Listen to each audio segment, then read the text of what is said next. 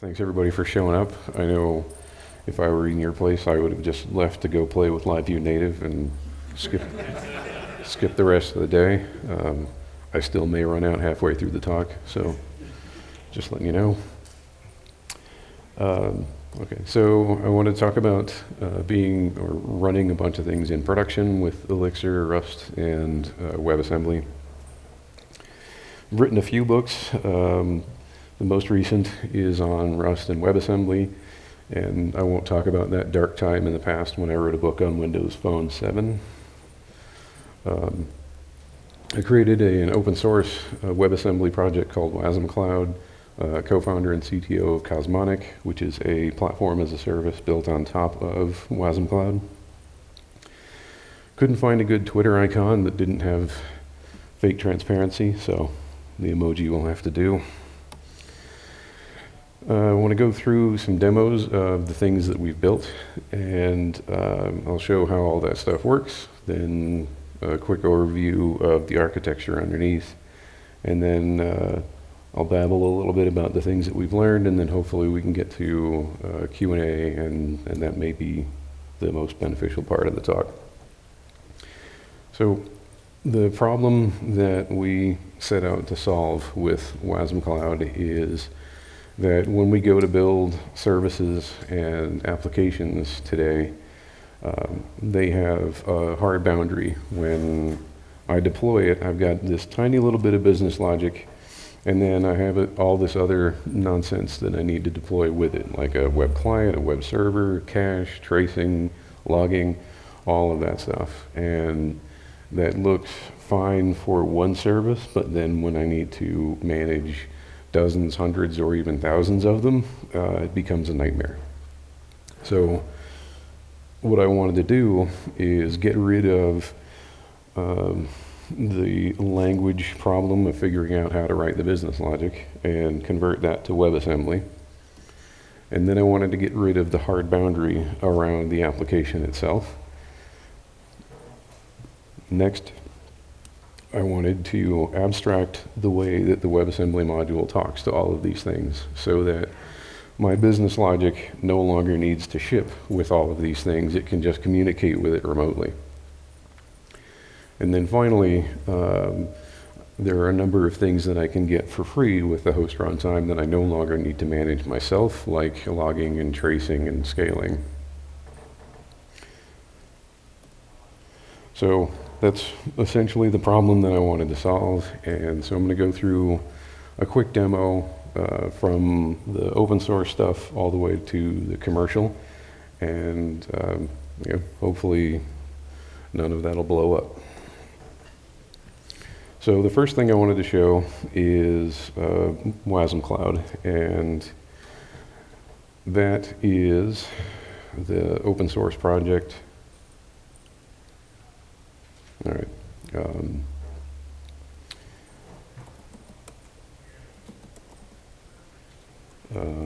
There we go. So we have a command line tool written in Rust called wash, which interacts with the wasmCloud host runtime. And so you may recognize some of this logger format as Elixir stuff. And so what I've done is I've used the Rust CLI to start my Elixir host, and the Elixir host serves as a container for all of the WebAssembly components that I'm running. So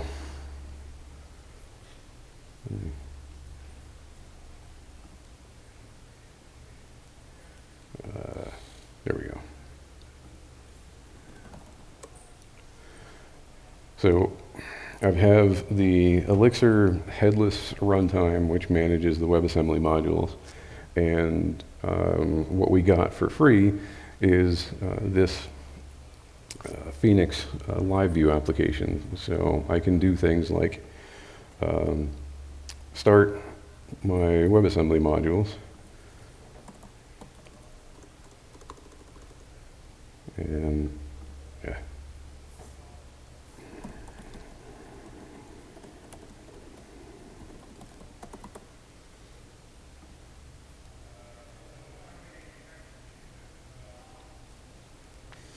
We'll see if the conference Wi-Fi is working or not.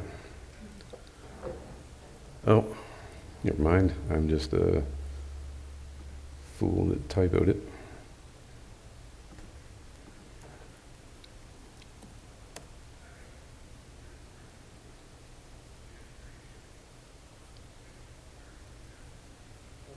There we go.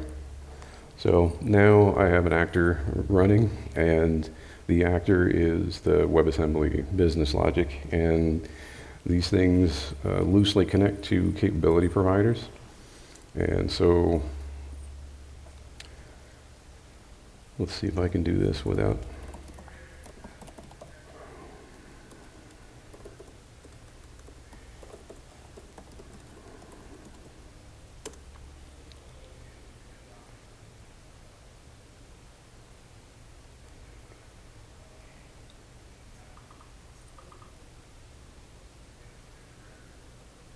That's great. Well, so anyway, pretend as though you saw this part of the demo working. I'm not exactly sure why, other than maybe I'm having some networking issues. But had this worked, you would have seen the capability provider show up over here, and then I would be able to create a link between the two, and in this particular case, I could start my business logic is then hosting a web server. And I'll show the working version of it in the commercial product. But the point is that this is an Elixir application that people deploy and run in their infrastructure, and it seamlessly communicates with other versions of itself, regardless of whether it's running inside Kubernetes or outside or on Raspberry Pis or wherever else you want to have it. So the next thing, and I had a little bit more planned, but I'm running low on time, so I want to get to the good stuff. So what I just showed over here, which was one wasmCloud host, in the Cosmonic product, I have a nice fancy UI that shows me that same, well, it's not the same, but this is a wasmCloud host. And on this host, you can see I have 19 different WebAssembly modules that represent different pieces of business logic.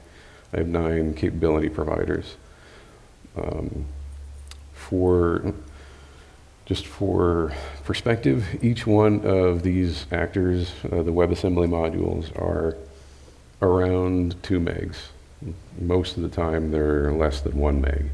And so, you can imagine going from your unit of deployment being a 1 gig Docker file that contains, a Java application or an Elixir one, down to 1 meg. And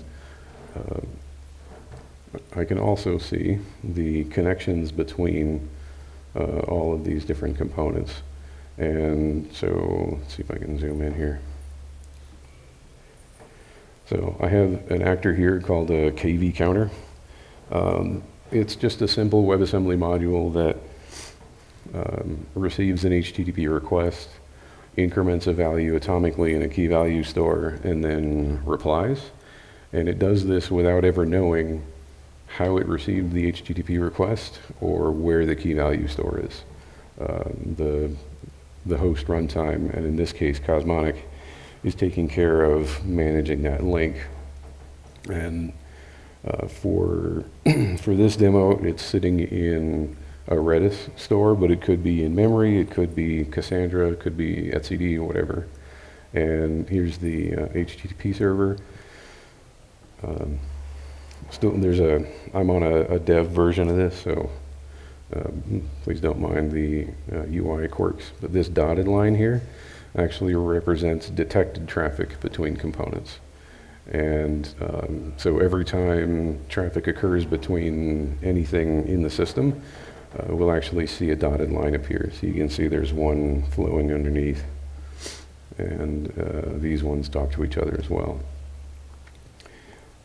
There, inside this application, there are these things called wormholes, which expose the inside of your what we call a constellation. It's the piece of the application. It's a closed network that we give you access to.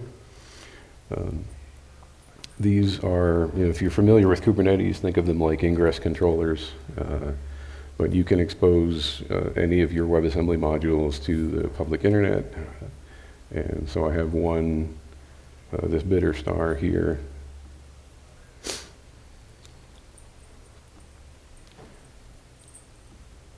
So this is running through our public proxy going into our Elixir GraphQL server, which I'll talk about more in a minute, and then communicating with our backend, making its way all the way to your actor, and then coming all the way back, and it does so in a few milliseconds. One of the other applications that we're running on here is on our team. We roll for initiative during stand-up to see who goes first, and so we've got a little die roller app.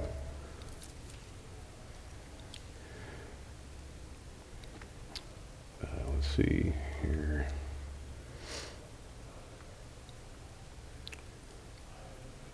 Yeah, that's just about all I wanted to demo here. I may switch back to it if I have time, but like I said, since the keynote ran a little bit late. There's another application, the abbreviation is WADM. None of us have figured out how to pronounce it yet.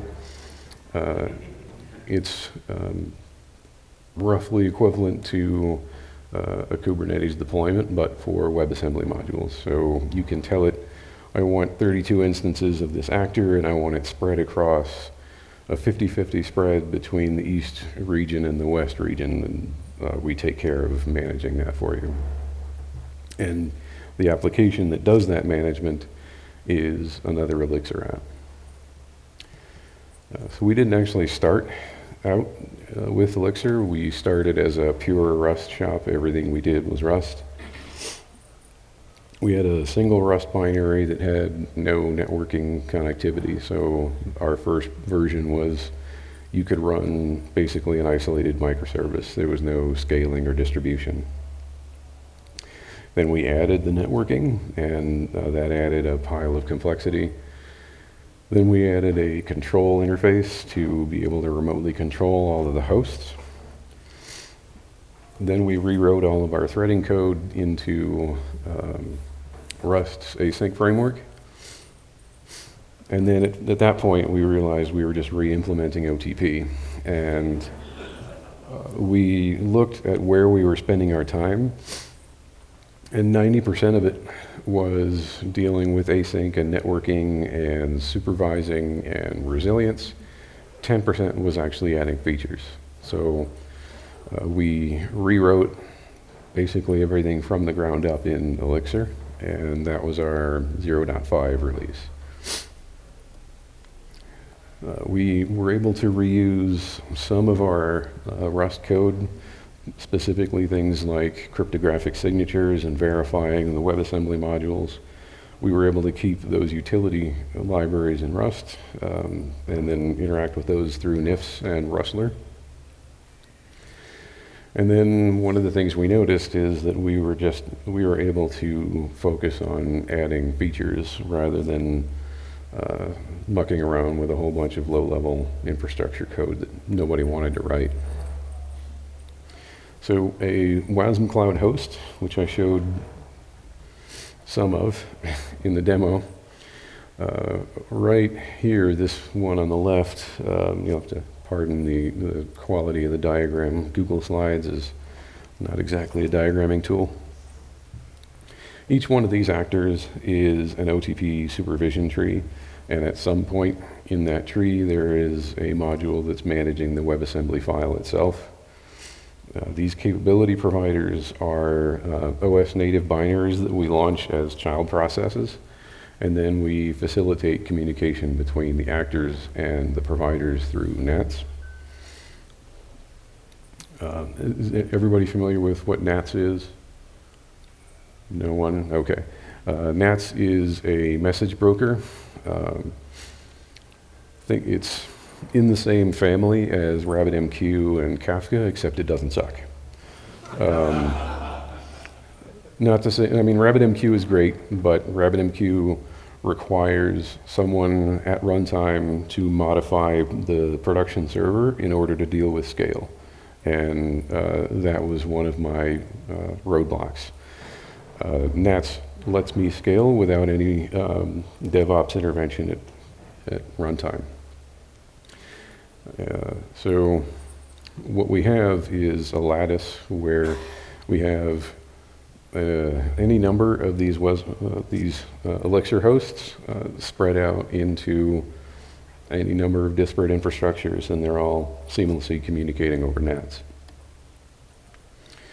The unpronounceable acronym, our declarative application manager, is it's a clustered Elixir application. So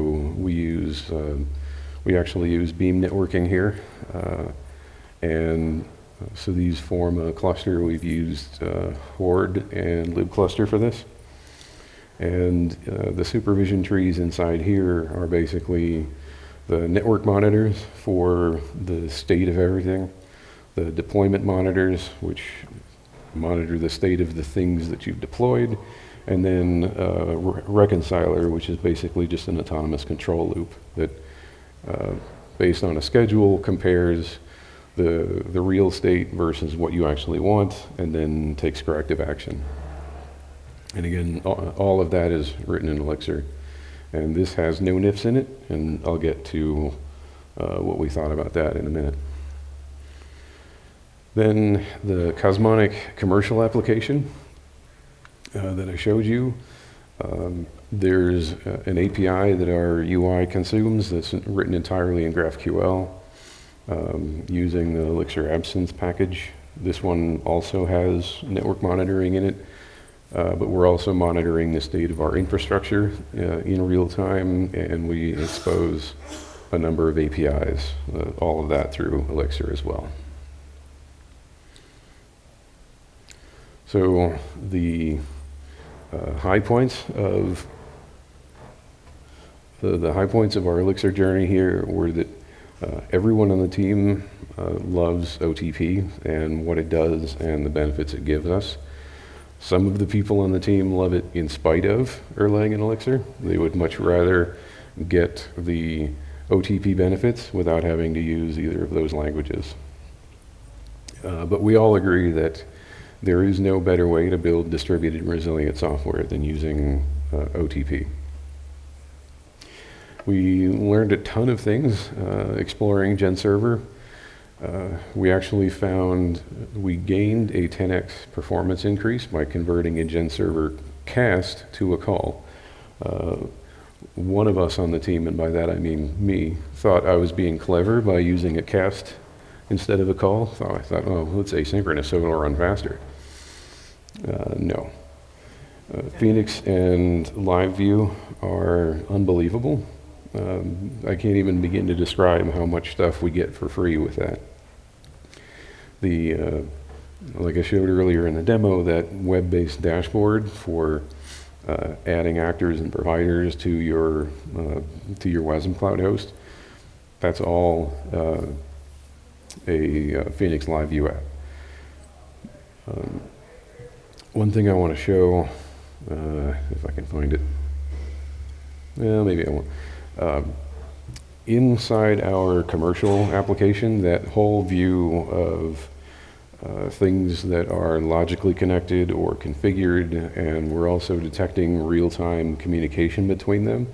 That's all powered by real-time Phoenix pub sub underneath, and then that sends messages to the Absinthe subscriptions, which then feed down into our UI over WebSockets. And that one set of things has been one of the biggest enabling features. We absolutely would not have been able to build what we have so far without the real-time messaging WebSockets and Absinthe. ETS has also been extremely helpful. It's great having access to that without having to go searching for some arbitrary storage tool. Let's see, everybody loves the pipe operator. Half of us love pattern matching. Half of us love loose typing. So our team is the very narrow set of people who work on a daily basis in Elixir, WebAssembly, and Rust all within the same day. So there are some people who are bigger fans of Rust's strong typing and take that frustration out on Elixir code. The IEX REPL gives us an unbelievable boost to productivity. The time between having that idea of wondering, I don't know, will this work, and being able to verify that it does is faster with IEX than it is on any of the other tools that we have. The mocking system for EX unit that we found was also pretty powerful. If you're familiar with Rust, you probably know that setting up a mock in Rust is probably the same effort as rewriting the actual thing you're mocking.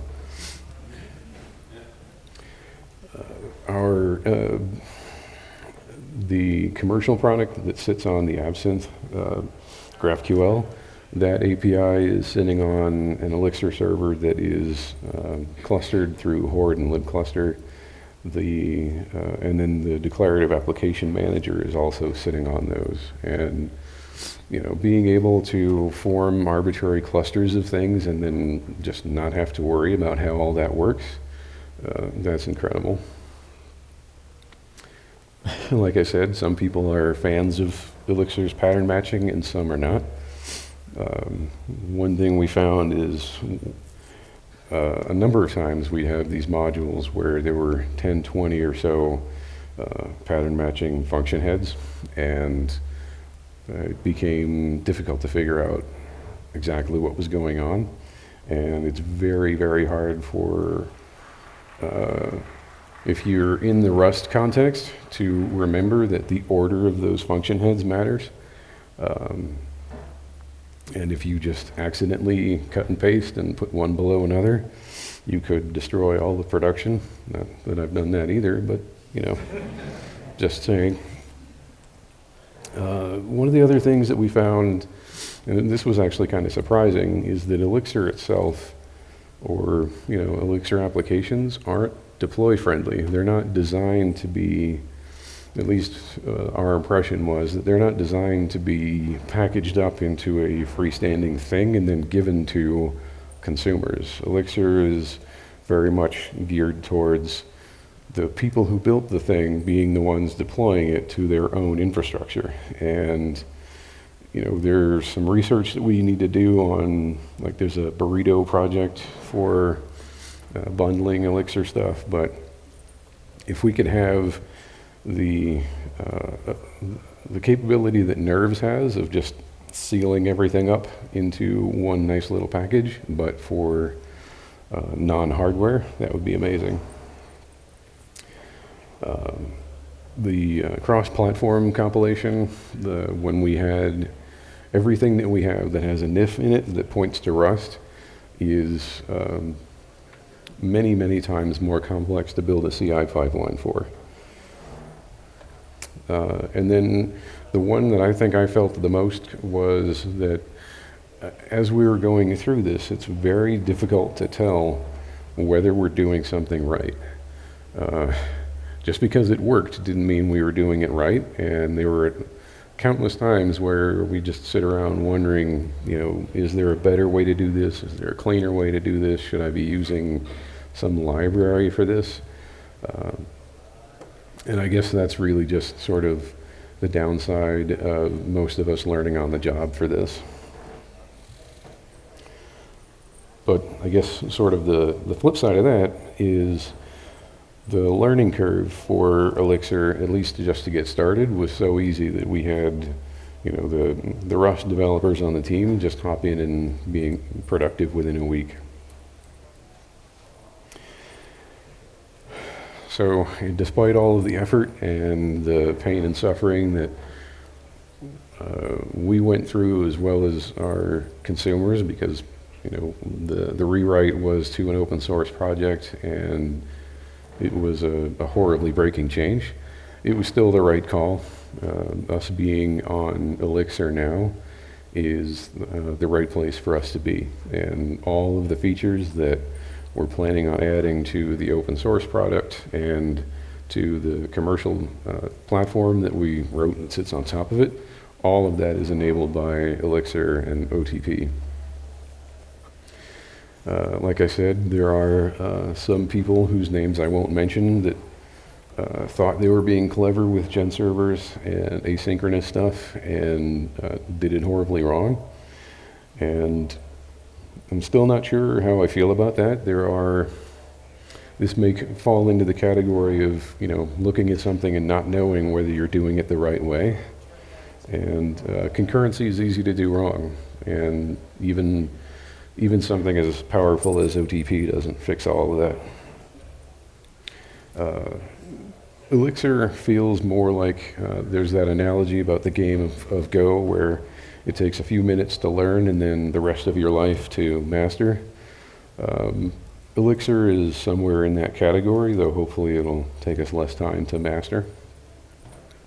And again, Phoenix is amazing, and like I said, it's taking all of my willpower not to just run out of here and go play with LiveView Native. So, what to do? You could go play with wasmCloud if you're interested in tiny, reusable, portable, secure business logic. Then feel free to go play with wasmCloud, create some actors, create some capability providers. If you want to contribute to it, hopefully point out any number of the hidden flaws in our code. Feel free to go take a look at the wasmCloud Elixir stuff. Go ahead and sign up for Cosmonic if you want to play with the commercial product. That currently it isn't launched, but we're having a soft launch at KubeCon this year. So if you sign up, then you probably get pulled into that batch. And then finally, like I said, the people on our team are a very narrow subset of people that play with Rust and Elixir and WebAssembly all in the same day. And if something like that sounds interesting to you, then we're definitely hiring. So feel free to reach out to us. And I'm sorry I rushed through a little bit faster than I had hoped, but like I said, it was an awesome keynote, so I totally understand. If we do have some time for Q&A, I'd love to answer any questions anybody has.